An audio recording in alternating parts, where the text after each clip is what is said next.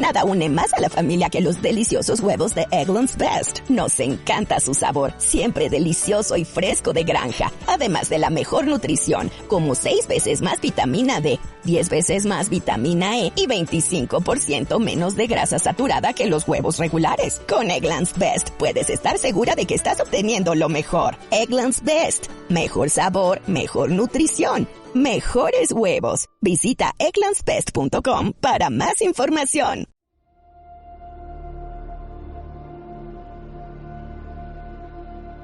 La luna deslumbrante asoma entre los árboles.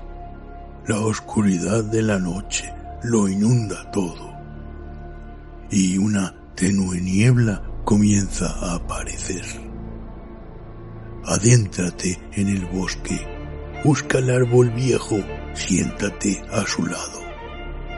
Ponte cómodo, cierra los ojos y escucha la historia que traen hasta ti las criaturas de la noche. Bienvenidos. Estos son los cuentos del bosque oscuro.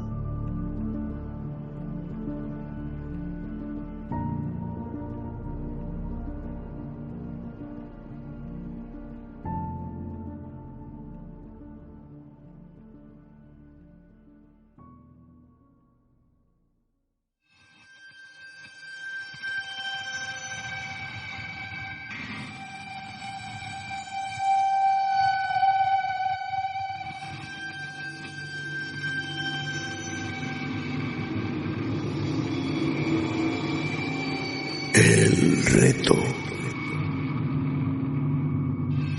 de Brenda Wallace.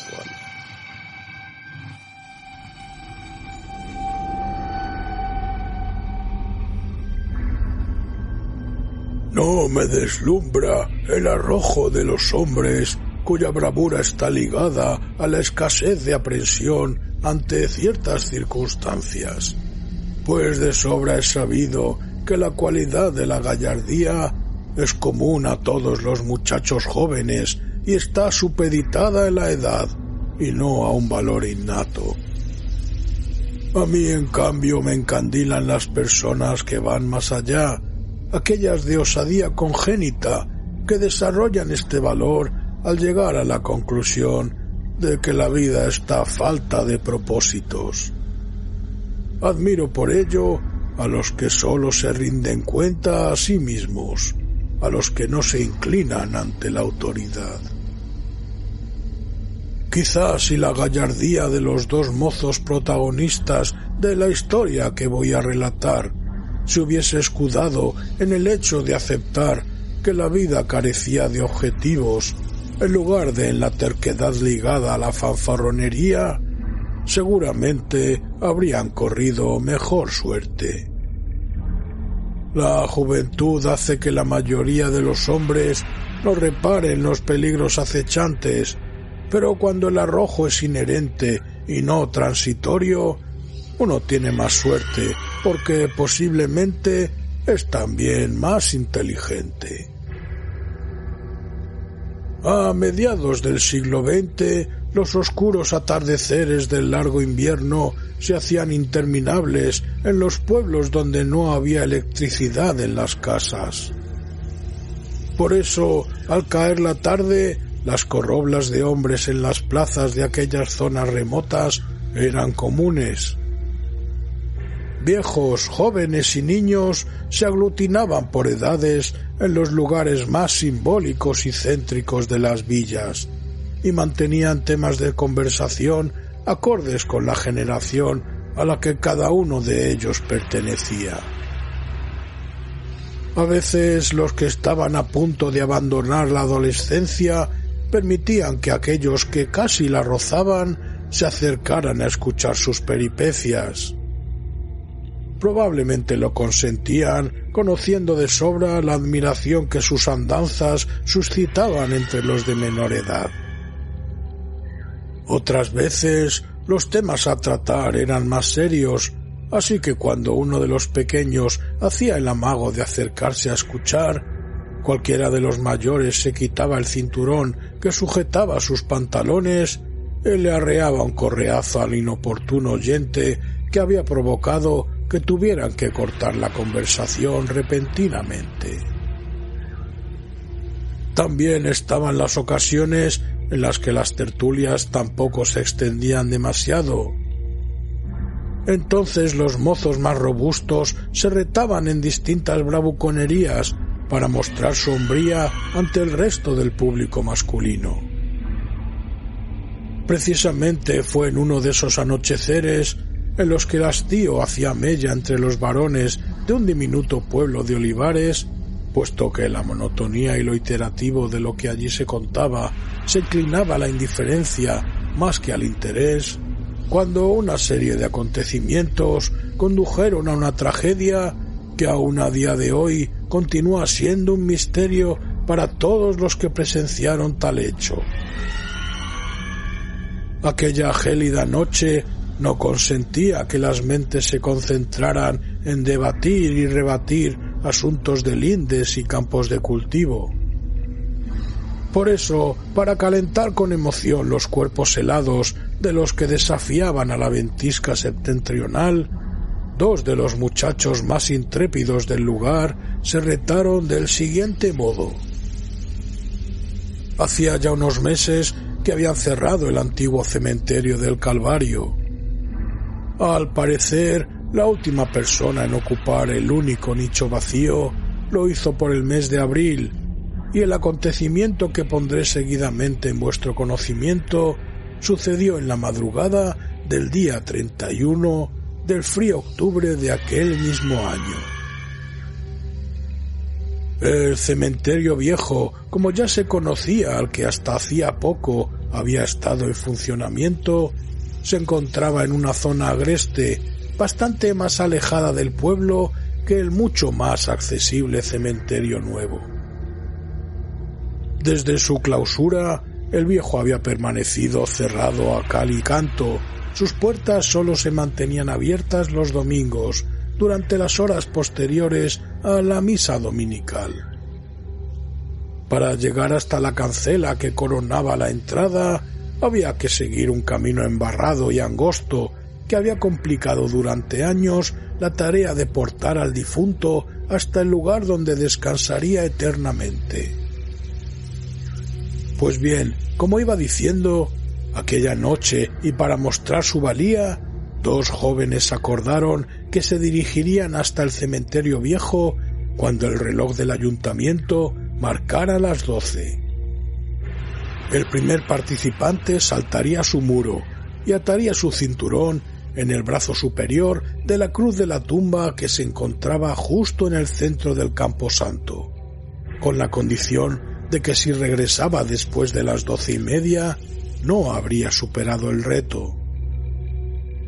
Por otro lado, la misión del segundo participante de la prueba no era otra que acudir al cementerio una vez que su rival regresara a la plaza para atraer de vuelta el cinturón como testimonio de la hazaña de su contrincante.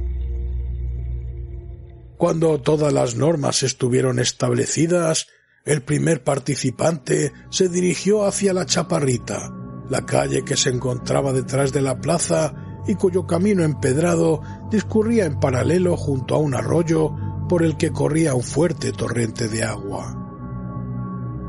La tenue luz que alumbraba el inicio de la Chaparrita se iba desvaneciendo a medida que el intrépido mozo avanzaba. En la inmensa oscuridad que invadía su camino, solo se sentía, acompasada con el violento caudal del arroyo, la respiración agitada del joven que descendía a toda velocidad hacia la calleja del barrio, la misma que conducía hacia su lúgubre destino. Al pasar al lado del lagar que marcaba el inicio de este, la escasa luz de la luna menguante dejaba entrever cómo la silueta de la inmensa rueda de prensa de aceituna se movía lentamente.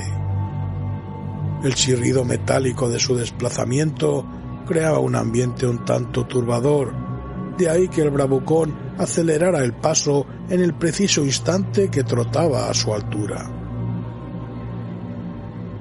Poco a poco el sonido del arroyo se fue desvaneciendo. En aquel paraje solo había lugar para el rumor de las ramas de los árboles agitándose y para las pisadas cada vez más ligeras y sin embargo firmes del valiente muchacho. La sutil luminiscencia de la luna de aquella noche pronto lo alertó de que se estaba aproximando al objetivo. La sombra de la cruz que sobresalía de la cancela oxidada se proyectaba en el camino terroso, mientras que los muros de piedra que bordeaban el lugar y que hacían de paredes de los nichos resaltaban imponentes a su paso. El joven cogió carrerilla para trepar con ímpetu por la pared del cementerio. Ya estaba dentro.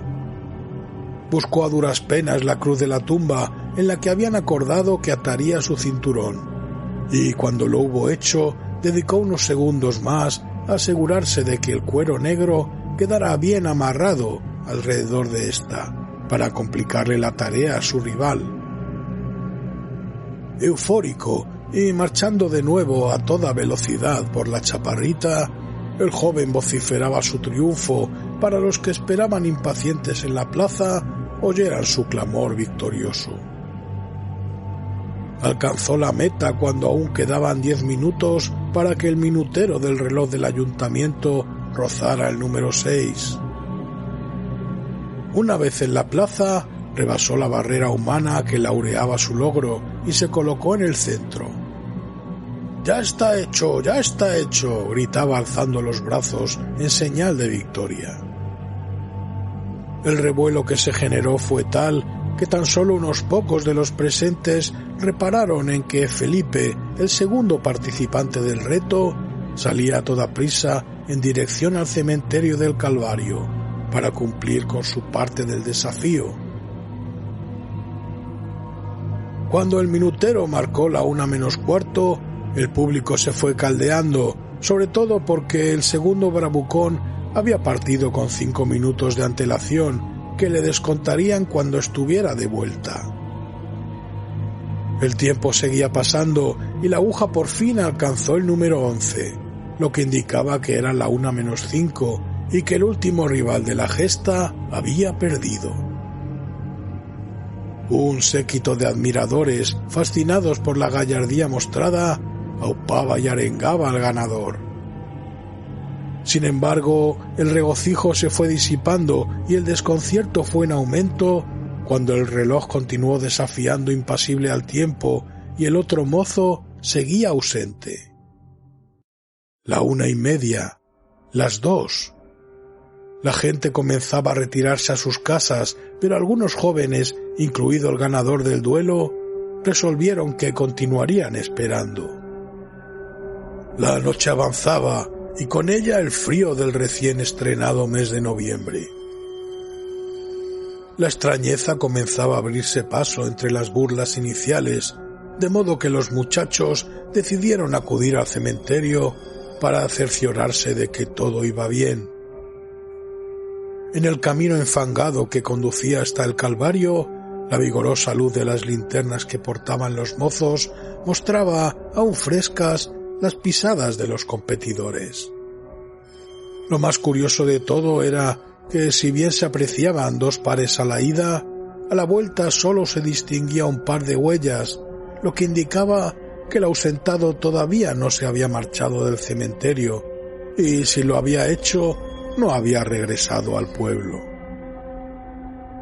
Extrañados, los jóvenes se acercaron al lugar con recelo, y cuando por fin lo alcanzaron y sin hallar respuesta a sus continuas llamadas y chanzas, decidieron trepar por el muro del camposanto para comprobar qué ocurría.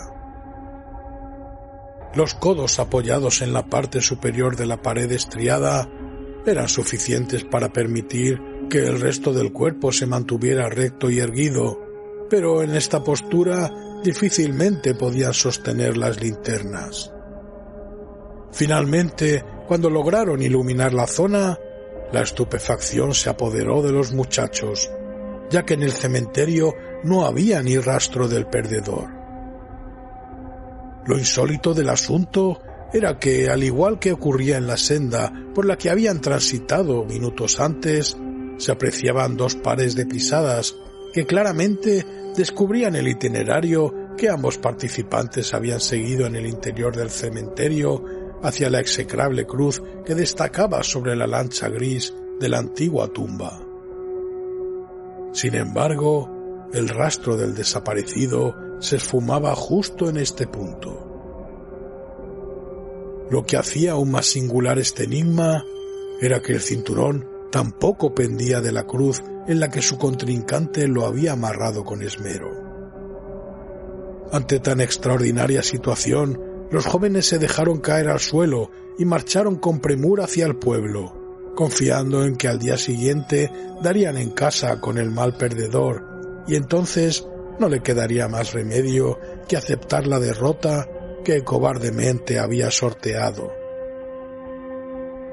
No obstante, la llegada del alba alertó a una aldea que aún soñaba de que algo no iba bien. El doblar de las campanas de la iglesia provocó que los cerrojos oxidados de las puertas se descorrieran y que las cabezas desgreñadas de los más discretos emergieran de los ventanucos que flanqueaban las fachadas de piedra. Al mediodía se organizaron las primeras batidas al monte.